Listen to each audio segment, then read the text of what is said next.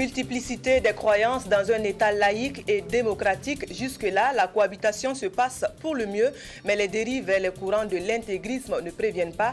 Contre la menace, la prévention reste l'arme du moment.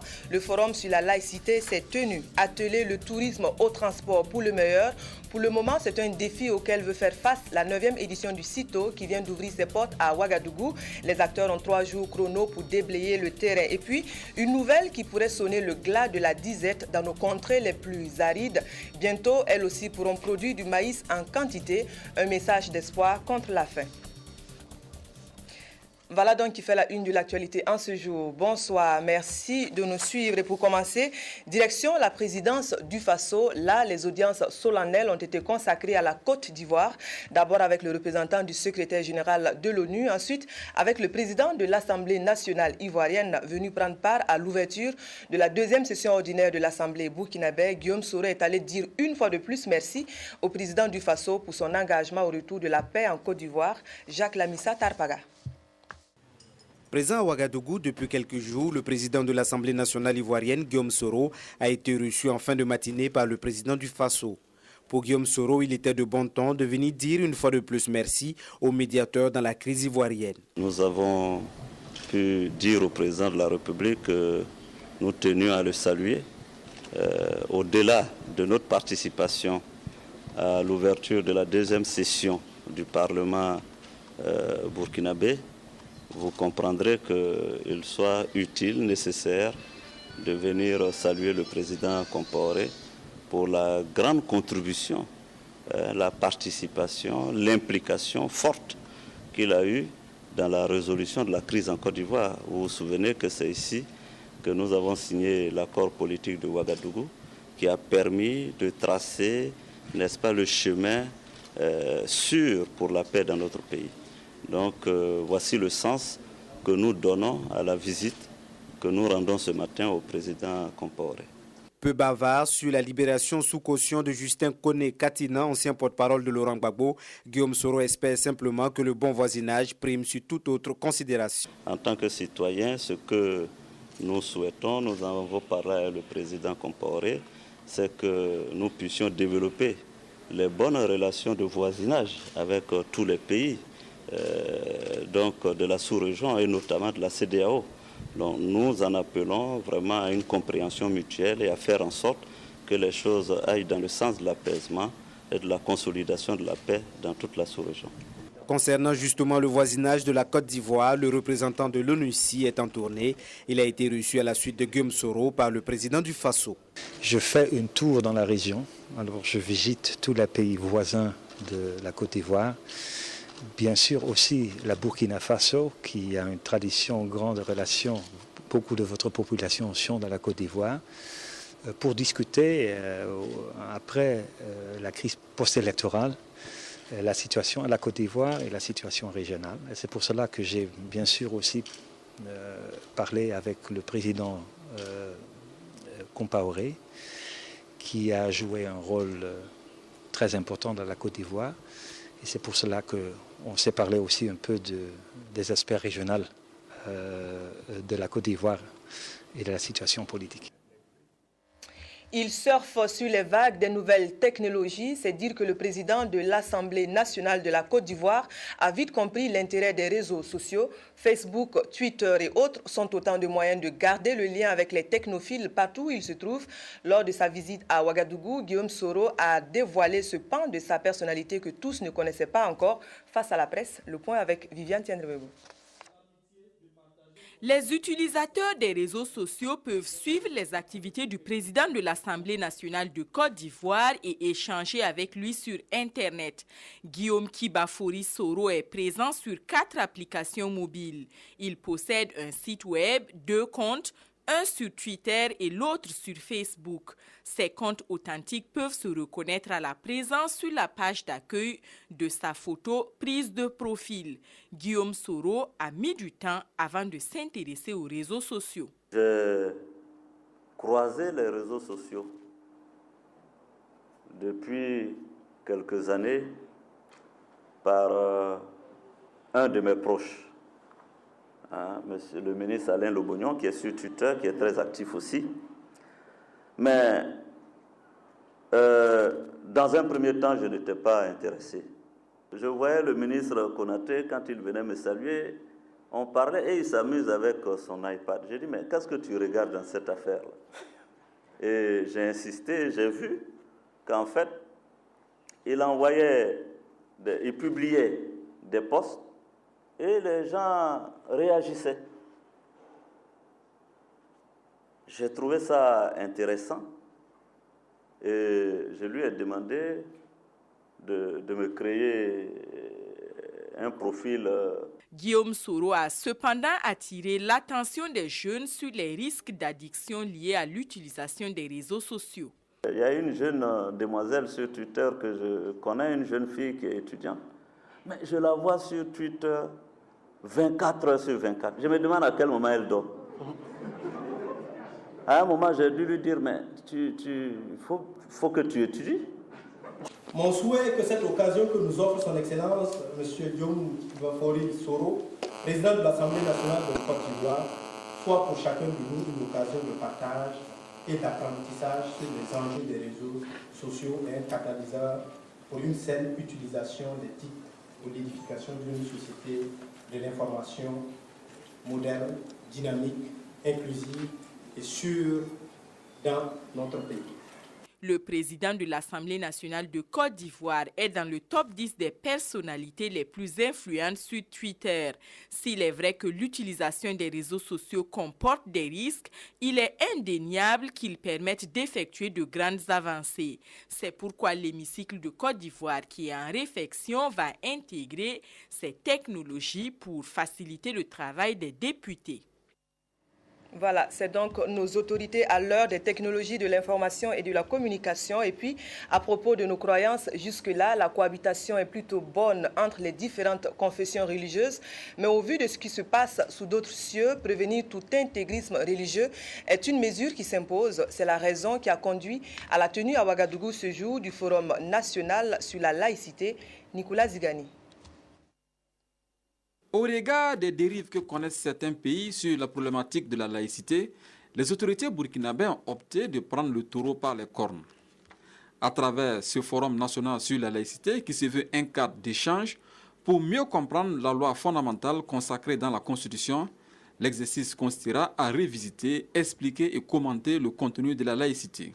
La laïcité, option de notre pays et de notre peuple, traduit bien un idéal partagé par tous, celui de vouloir vivre ensemble dans la cohésion, la paix, l'harmonie et la sécurité.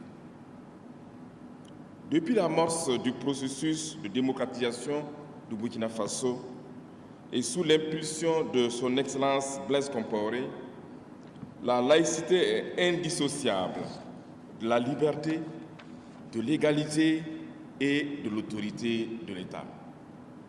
Plus qu'un concept, la laïcité est notre vécu quotidien à travers nos familles multiconfessionnelles, notre école où les enfants de toutes les croyances se côtoient et s'acceptent, notre réalité professionnelle où les collaborateurs viennent d'horizons religieux divers et notre armée qui rassemble des soldats des croyances diverses et d'amour unique pour la patrie.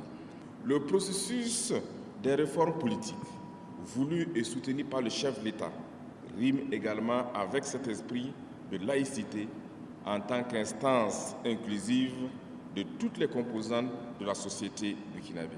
Les participants à ce forum sont appelés à faire des recommandations et propositions pour mieux orienter les actions du gouvernement dans la protection des institutions contre d'éventuelles dérives dans la pratique de la spiritualité. Nous attendons beaucoup de ce forum qui, à n'en point douter, apportera un plus pour renforcer, pour préserver la paix que nous connaissons et aussi renforcer la cohésion sociale tant nécessaire. Nous souhaiterons que, tout en ayant le respect pour les uns et les autres, que l'État, comme il a été défini par les autorités, par son Excellence le Premier ministre et le ministre d'État, l'État puisse observer effectivement dans la pratique, pas dans la théorie, dans la pratique, cette neutralité et accorder cette liberté aux citoyens, quelle que soit leur confession, pour qu'ils puissent vivre pleinement leur religion. Pour consolider cette paix, toujours prônée par l'ensemble de la chefferie coutumière et traditionnelle, il faut que nous puissions nous asseoir et nous entendre et surtout faire valoir les valeurs positives qui existent. Dans un profond respect de la diversité, il est nécessaire pour les services de l'administration dans leur fonctionnement de traiter les usagers sans tenir compte de leur appartenance religieuse.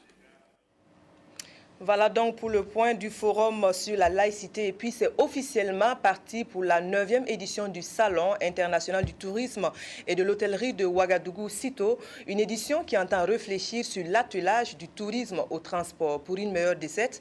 La cérémonie officielle d'ouverture a eu lieu cet après-midi même à Ouagadougou et le reportage est signé de Éléonore Yerbanga.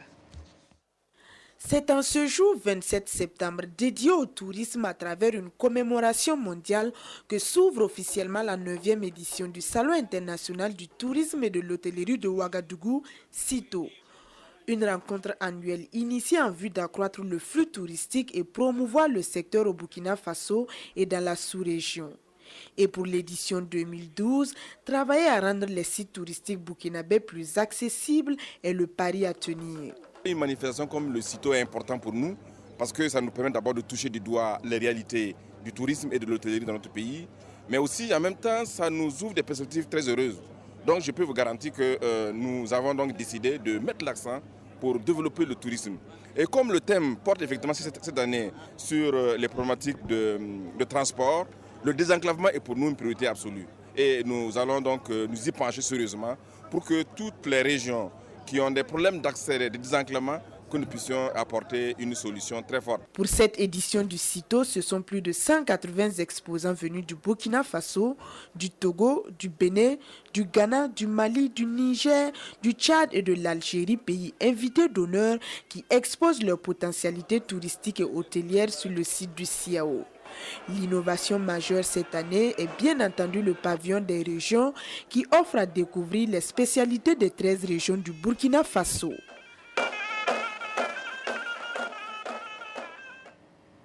Et puis, autre événement d'envergure qui se tient à Ouagadougou en ce moment, une délégation des participants de la 3e édition du Symposium international sur le transport et la logistique en Afrique Translog était hier soir dans les locaux de la primature.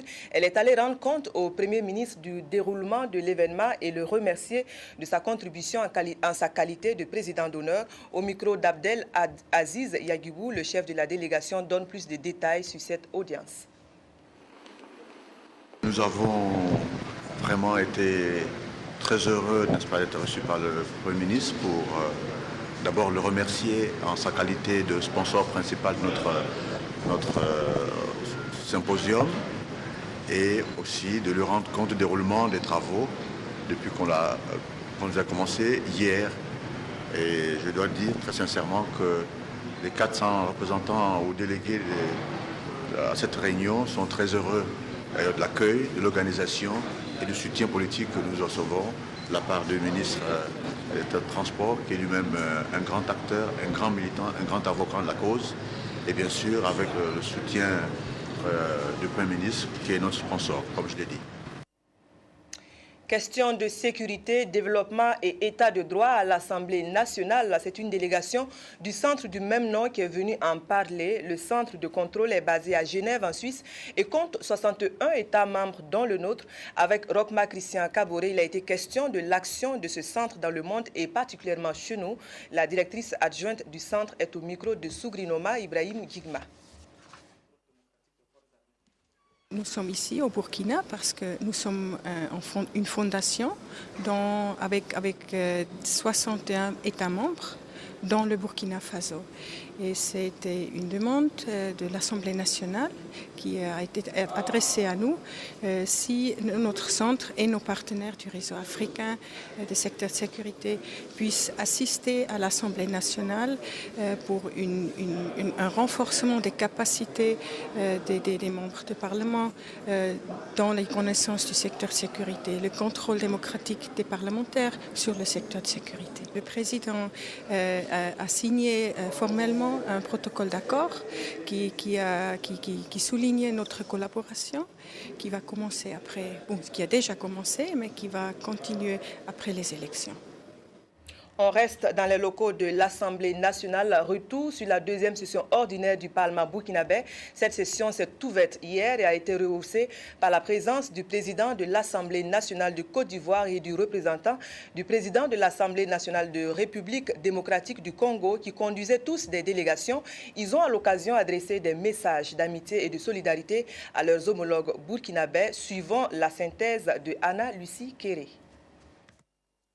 L'ouverture d'une session parlementaire constitue toujours des moments forts et significatifs dans la vie des députés, car c'est l'occasion pour eux de dresser le bilan des activités législatives passées afin de baliser le chemin de l'agenda du futur. Le décor ainsi planté, le rapporteur et représentant de l'Assemblée nationale de la République démocratique du Congo, la RDC, a invité ses collègues parlementaires burkinabés à poursuivre cet exercice noble. Les aléas de l'histoire de nos États africains sont identiques. Nous sommes confrontés à la consolidation de l'État de droit, à la protection de l'environnement, aux problèmes liés au genre, à la misère de nos populations. Nous sommes condamnés à relever ces défis. Le chef de la délégation de la RDC, qui a retracé les excellentes relations qui lient son pays au Burkina, a par ailleurs évoqué les difficultés que ce pays traverse et sollicité le soutien des Burkinabés. Au moment où mon pays chemine lentement vers la consolidation de la paix, l'amorce de son projet de développement global, certains pays et acteurs, tant nationaux qu'internationaux, cherchent à tout prix à fouler aux pieds le vœu légitime du peuple congolais de bâtir un mieux-être grâce particulièrement à ses richesses du sous-sol et du sol, à ses potentialités hydroénergétiques, à ses sols arables, à sa biodiversité, à ses ressources humaines, etc. Le président de l'Assemblée nationale de la Côte d'Ivoire a tout d'abord eu une pensée pour les pères fondateurs de la nation ivoirienne et burkinabé. Comment prendre la parole devant cette auguste assemblée sans me souvenir avec admiration de l'extraordinaire fratrie qui présida aux œuvres communes et grandioses des premiers présidents des républiques de Côte d'Ivoire et de Haute-Volta. J'ai nommé leurs excellences Félix Houphouët-Boigny et Maurice Yaméogo. Grand bâtisseur des piliers symboliques de l'Afrique cosmopolitique, il projetait avec clairvoyance l'Afrique dans laquelle nous et nos enfants devrions vivre. Puis, au-delà des considérations géographiques, il est revenu sur le sens profond des relations entre la Côte d'Ivoire et le Burkina. Permettez-moi d'anticiper sur ce que je développerai tout à l'heure et d'indiquer dès à présent que le débat récurrent est toujours actuel sur l'origine géographique d'un grand nombre d'Ivoiriens du Nord ou de Burkinabés du Sud est ici faussé. Car celles et ceux dont les ascendants sont nés en Haute-Côte d'Ivoire entre 1933 et 1947 peuvent à bon droit se prévaloir d'une double nationalité ou, pourquoi pas, se considérer comme des citoyens ivoiro-voltaïques. À la tribune du Parlement, Guillaume Kibafori Soro a tenu à présenter ses excuses pour les vexations et les traitements inhumains dont ont été victimes les Burkinabés vivant en Côte d'Ivoire et fait observer une minute de silence en la mémoire des disparus. Il s'est également appesanti sur le rôle déterminant que les parlements burkinabés et ivoiriens pourraient jouer pour que l'intégration tant souhaitée par tous soit enfin une réalité. Et puis le point de presse du gouvernement sur le Conseil des ministres, gros plan particulièrement sur les préparatifs de la prochaine rentrée académique au Burkina. L'heure est aux questions d'affectation, d'enseignement et de fourniture scolaire. À la liste s'ajoute l'épineuse question des cantines scolaires. Tous ces points ont fait l'objet d'explications face à la presse. Et le point de la rentrée, c'est dans un premier temps, c'est les grands intrants. Premièrement, c'est par exemple la mise à disposition des enseignants. Toutes les affectations ont été faites au jour d'aujourd'hui. Le deuxième niveau important, il faut reconnaître qu'il y avait pratiquement 945 personnes, en fait, enseignants et enseignantes, mais aussi au niveau du personnel d'encadrement qui ont demandé à partir d'une région à une autre ou d'une province à une autre.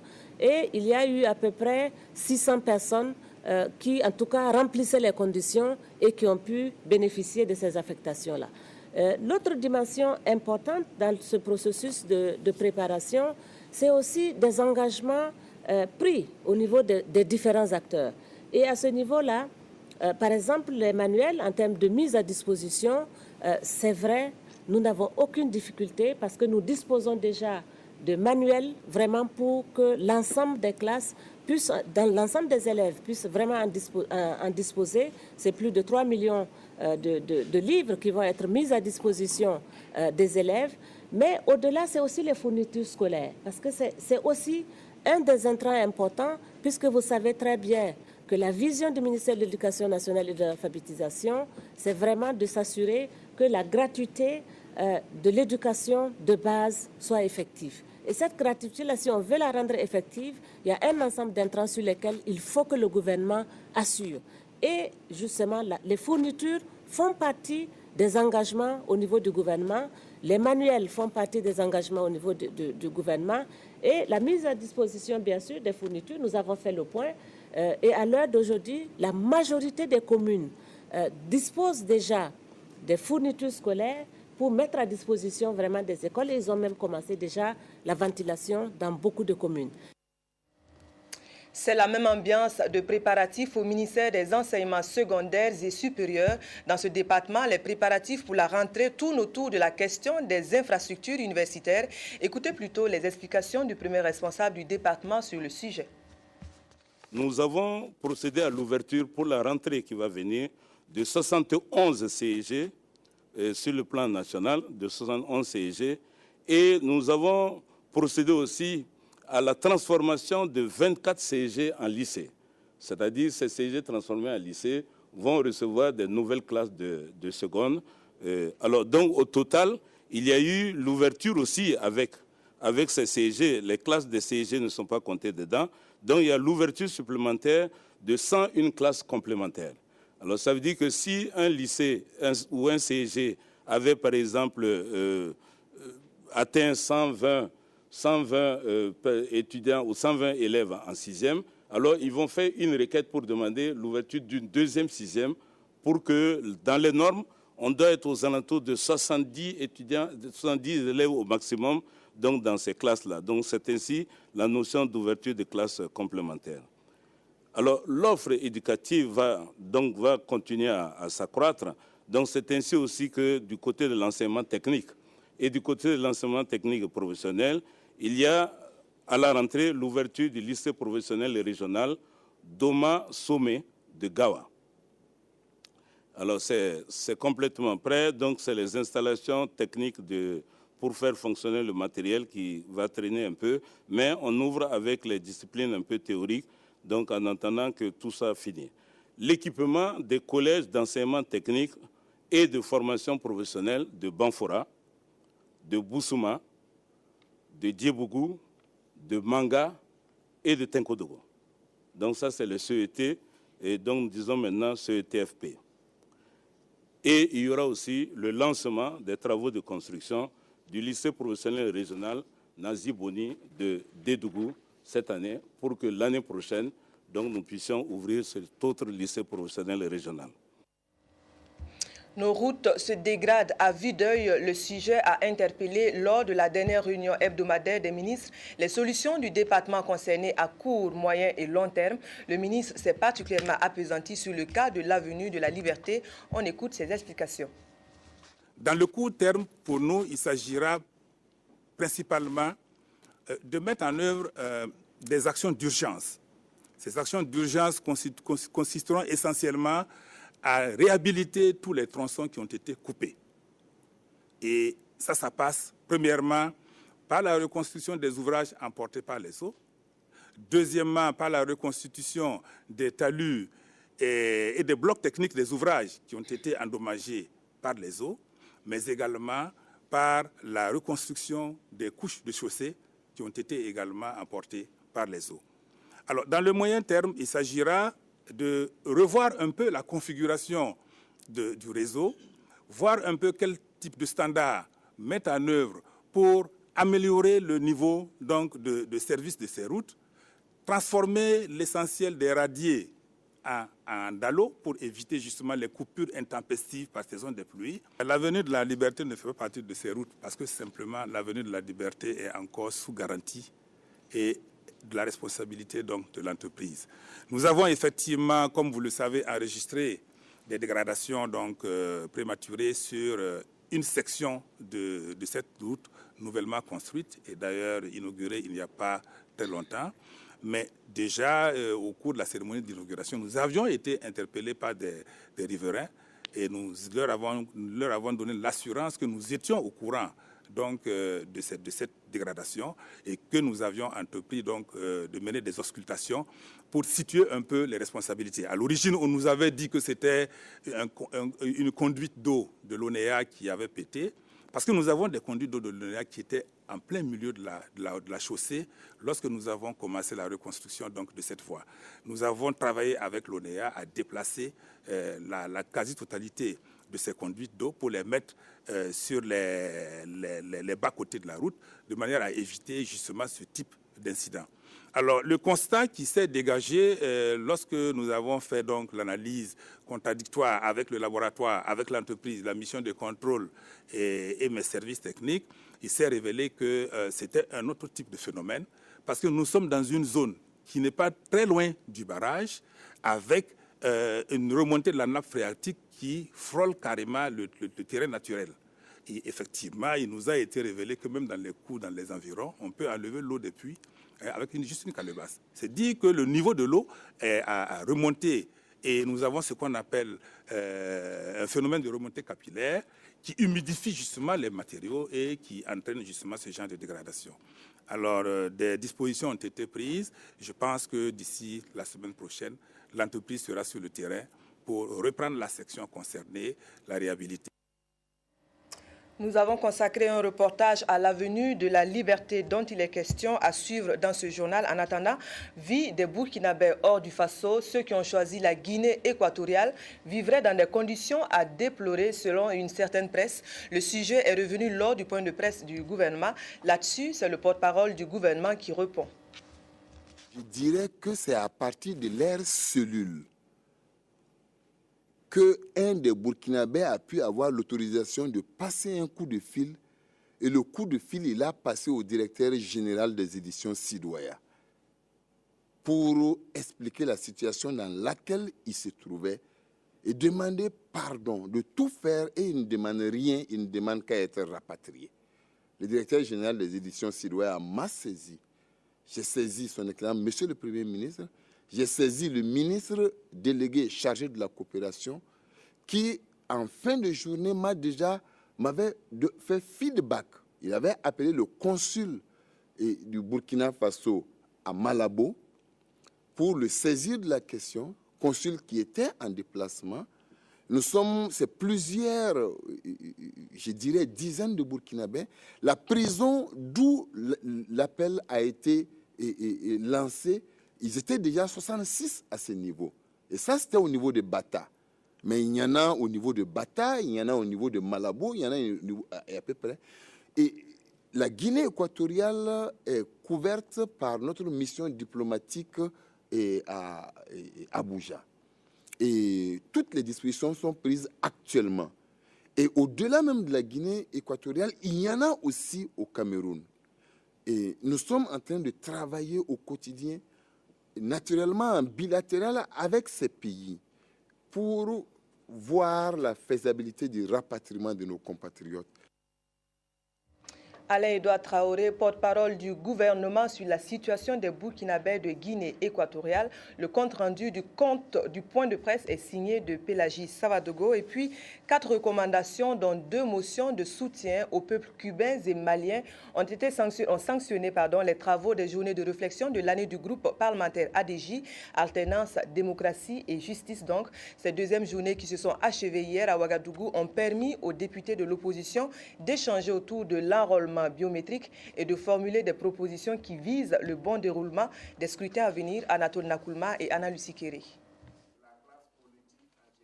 Après 2 jours d'échange, les députés du groupe parlementaire ADJ, Alternance, Démocratie et Justice et leurs militants ont pris 2 motions de soutien à l'endroit du peuple cubain d'une part, d'autre part du peuple malien, dans sa juste lutte pour la reconquête totale de son intégrité territoriale. Les participants aux journées parlementaires ont également pris 2 recommandations concernant les ministres candidats aux élections couplées de décembre 2012, l'appurement du fichier électoral et la publication des listes électorales sur le site web de la CENI, la Commission électorale nationale indépendante, dans les meilleurs délais. Ça permet à tout citoyen qui va contester l'inscription d'un électeur sur une liste de pouvoir le faire à temps. Nous avons également constaté qu'au Burkina Faso, l'ensemble des acteurs, à savoir les ministres en action, en activité bien sûr, sont toujours candidats. Et on constate sur le terrain, ils viennent avec les moyens de l'État. Pour cette raison, nous avons fait la recommandation en demandant que les moyens de l'État, à défaut de les démettre de leurs fonctions, que les moyens de l'État ne soient pas utilisés à ces fins. Le président du groupe parlementaire ADJ a pour sa part invité tous les leaders de l'opposition politique à tenir compte de ces recommandations et à prendre des mesures pour assurer la représentation de leur parti dans les différents bureaux de vote. Même si tous les partis ne peuvent pas être dans tous les bureaux de vote, il faut que ces partis d'opposition s'organisent pour que certains d'entre eux, au moins, puissent être positionnés, puissent participer effectivement au niveau de chacun des bureaux de vote. C'est ainsi que l'on peut s'assurer de la transparence et de l'équité du processus. C'est sur cet invite que se sont achevées les 2e journées de réflexion de l'année du groupe parlementaire ADJ, les dernières de cette 4e législature. En politique toujours, l'Union pour la Renaissance, parti sankariste, a animé ce matin à son siège une conférence de presse à l'ordre du jour, le point des dépôts de candidatures pour les élections couplées de décembre prochain et les ambitions du parti pour ces élections. Le reportage est signé de Maïmouna Traoré. En attendant la validation des listes de candidatures pour les élections couplées législatives et municipales de 2012, l'Union pour la Renaissance, parti sankariste, s'entretient avec les hommes de médias sur cette étape du processus électoral. Pour les législatives, le parti a pu déposer des candidatures pour 42 circonscriptions électorales et pour les communales, il couvre environ 150 communes. Nous avons par exemple au Boulkemde positionné le colonel Abdou Salam Kaboré, le docteur Kaboré, pour conduire la liste du Boulkemde et nous avons fait recours au président d'honneur sur la liste nationale. Et les femmes, comme nous l'avons dit, sur l'ensemble de nos listes législatives sont aujourd'hui à plus de 35%. À cette conférence de presse, Maître Benewende Sankara a dévoilé les ambitions de son parti pour ces élections. Les ambitions, c'est pouvoir constituer un groupe parlementaire homogène. Nous, notre souhait a toujours été que l'UNI PS doit avoir un groupe parlementaire à lui. Si nous arrivons à ce résultat-là, moi je pense que ça va nous donner en tout cas plus de chances de défendre à l'Assemblée nationale de façon démocratique nos positions sankaristes. Nous sommes un parti qui veut consolider ses structures à la base et donner les chances à une alternative sankariste. Donc nous sommes en train de travailler à ce que la jeunesse elle-même puisse prendre ses responsabilités. Voilà pourquoi nous l'avons convié déjà du 6 au 14 à des assises sur l'ensemble du territoire pour réfléchir éventuellement sur les actions futures que nous allons mener. Selon toujours Maître Sankara, l'UNI-PS est contre l'idée d'un éventuel report des élections en 2013, comme le suggèrent certains partis politiques. Pour une nouvelle, elle pourrait sonner le glas de la disette dans les contrées réputées hostiles aux cultures vivrières à cause de la rareté des pluies. Pour l'instant, c'est une expérimentation et les résultats sont plutôt de bon augure. C'est une initiative du projet d'amélioration de la productivité agricole et de la sécurité alimentaire PAPSA. Le reportage est signé de Ernest Kambiré. Mahamoudou Dera peut arpenter avec fierté les allées de sa parcelle de maïs. Sur une superficie de 1 hectare, il a accepté expérimenter avec succès la variété Barca de maïs suivant le paquet technologique du projet d'amélioration de la productivité agricole et de la sécurité alimentaire PAPSA. Production attendue 5 à 6 tonnes par hectare dans cette région agricole du plateau central où les producteurs sont hostiles à la production du maïs du fait de la rareté des pluies et de la pauvreté des sols. La campagne se présente bien cette année avec surtout la nouvelle technique agricole du PAPSA qu'on nous a appris. Cette technique nous permet ici de produire du maïs que vous voyez. C'est vraiment bien et les rendements sont très bons. Mamoudou Dera a accepté d'utiliser de façon plus accrue la fumure organique et dans les conditions normales la mécanisation agricole. Aujourd'hui, sa parcelle de maïs est au stade de maturité et suscite des convoitises. Support visuel adapté sur le terrain pour montrer et faire apprendre, le champ de maïs de Mamoudou Dera sert aujourd'hui de parcelle témoin ou de démonstration pour vulgariser et transférer les techniques agricoles du PAPSA. Nous avons dans toutes nos communes des outils visuels où nous montrons ce qui se fait. C'est eux les porteurs réels et c'est à eux vraiment qu'il faut mettre l'accent sur les différentes formations afin qu'ils puissent adhérer à cette nouvelle manière de faire pour pouvoir en tout cas être en adéquation avec ce que le climat nous offre actuellement. Cette visite commentée organisée par la coordination nationale du PAPSA et les autorités régionales tient lieu d'échanges d'expériences et d'encouragement. Et vraiment, les producteurs, modèles qu'il faut encourager. Et c'est pour ça que nous avons choisi de venir ici, pour que les autres producteurs qui sont dans les autres communes viennent s'inspirer de cette expérience. Cadre privilégié de formation des autres producteurs de la localité, la visite commentée a surtout servi de rendez-vous pour convaincre les populations de la pertinence des technologies par comparaison et surtout pour susciter en elles un changement de comportement dans la production agricole en ces temps qui courent. Il en était question lors du point de presse que vous venez de suivre. L'avenue de la Liberté, l'ex-avenue 56, est déjà dégradée sur plus de 300 mètres.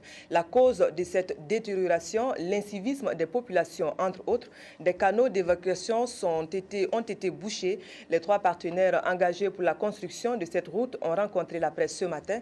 Viviane Tiendrevego.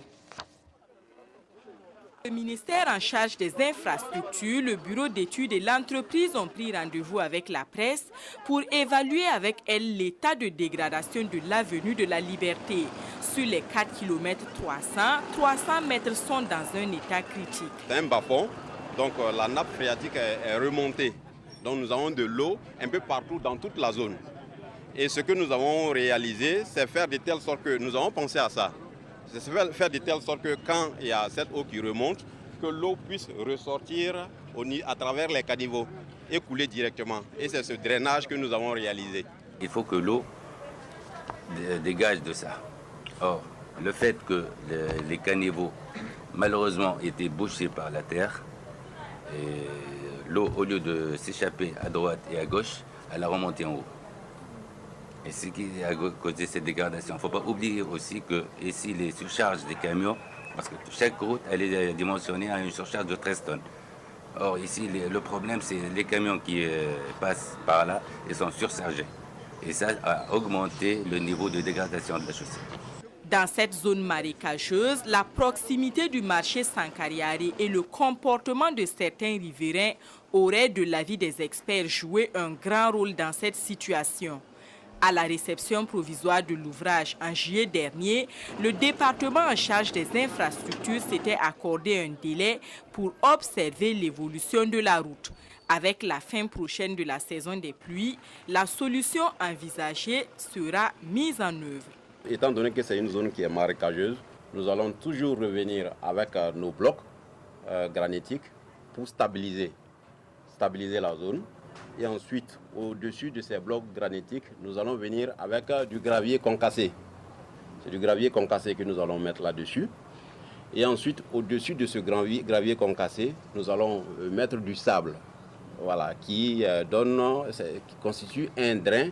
Et maintenant, parallèlement au caniveau, nous allons créer des drains qui ne vont plus dépendre des caniveaux, mais qui vont circuler le long des caniveaux jusqu'à l'exutoire. L'ouvrage est encore sous garantie. Cela signifie qu'avant la réception définitive qui doit intervenir dans moins d'un an maintenant, l'entreprise va reprendre les travaux sur les 300 mètres de route endommagés à ses frais.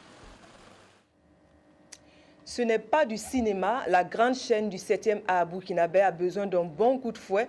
Toute une méthode à instaurer et la nouvelle Union nationale des cinéastes du Burkina compte imprimer le rythme. Bilan et perspective pour remettre tout un corps sur les rails, c'est le point principal de l'Assemblée générale qui s'est tenue ce week-end au Senaza. Salinana. À l'ordre du jour de cette Assemblée générale ordinaire de l'Union nationale des cinéastes du Burkina, le bilan des principales activités menées au cours des derniers mois est le point de ce qui reste à faire. Élu le 6 mai dernier, le bureau exécutif se donne pour mission principale d'insuffler un nouveau souffle à l'UNCB et à relancer le 7e art burkinabé. Pour que le cinéma burkinabé puisse aller de l'avant, il faut effectivement qu'on soit organisé, nous, à la base. Si nous ne sommes pas organisés, ça ne va pas. Nous avons vu les 2 dernières décennies passées que l'UNCB n'était pas forte, l'UNCB n'était pas organisée. On n'a pas eu de récompenses valables. Techniciens, réalisateurs, scénaristes, exploitants et producteurs de cinéma, tous sont unanimes qu'il faut aller vers l'inclusion et la synergie d'idées et d'actions pour redonner au cinéma burkinabé sa grandeur d'antan. Toutes les pointures du cinéma burkinabé sont avec nous. Nous, on est comme une association mère. Les autres sont nos membres. Ils vont s'affilier à l'Union et nous allons essayer de créer une espèce de fédération pour pouvoir défendre toutes les parties prenantes, tous ceux qui sont affiliés à l'UNCB. Depuis 1997, le Burkina Faso n'a plus remporté l'étalon de Nyenenga, le trophée le plus convoité au FESPACO. C'est pourquoi l'Union nationale des cinéastes du Burkina compte sur ses partenaires pour soutenir matériellement et financièrement le cinéma burkinabé à travers de productions de qualité. Actualité hors de chez nous, au Mali, le SOS est lancé. L'urgence de la situation est confirmée.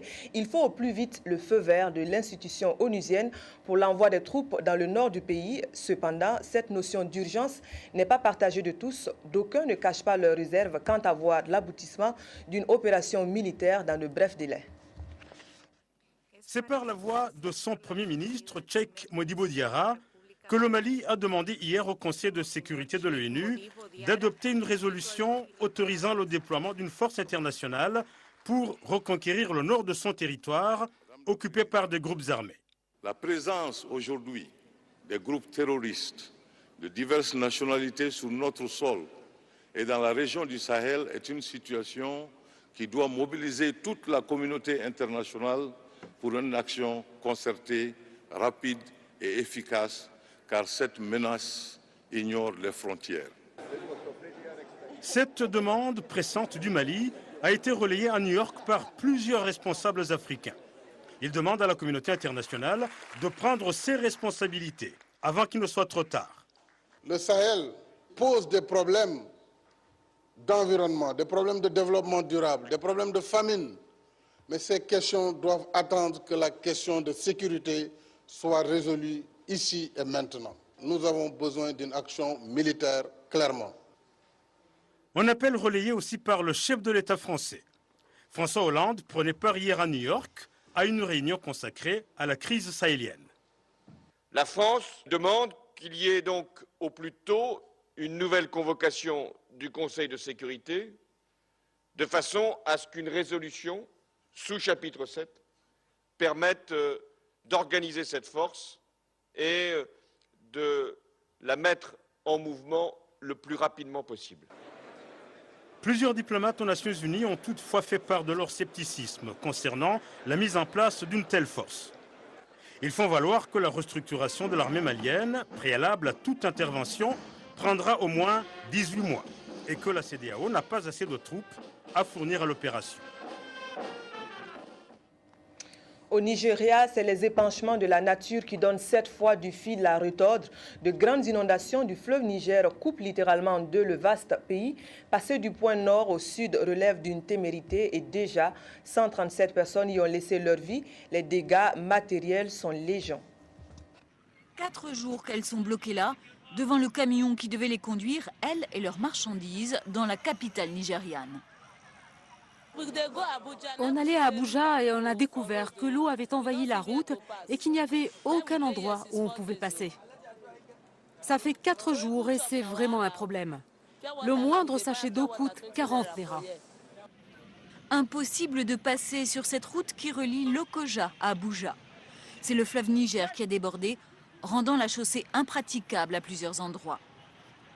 Un axe pourtant vital pour le Nigeria, c'est le point de passage entre le nord et le sud. On a décidé de bloquer la route pour sauver les personnes et les biens. Comme vous le voyez, la route est sous l'eau et les véhicules ne peuvent absolument pas bouger. Du sud-ouest au nord-est, une partie du Nigeria est actuellement en proie aux inondations. Elles ont déjà fait 137 morts et des milliers de déplacés. Pour de nombreux Nigérians, c'est aussi un coup dur économique. Il y a des commerçantes qui allaient à Abuja avec leurs marchandises. Il y a beaucoup de dégâts et on a perdu plusieurs jours ici. Ça fait beaucoup de pertes pour nous, beaucoup de pertes. Le gouvernement a entrepris en urgence la construction de voies de dégagement pour que le trafic entre le nord et le sud reprenne au plus vite. Voilà qui referme cette édition. Merci de votre attention. Toute l'équipe du 20h vous retrouve demain. Bonsoir.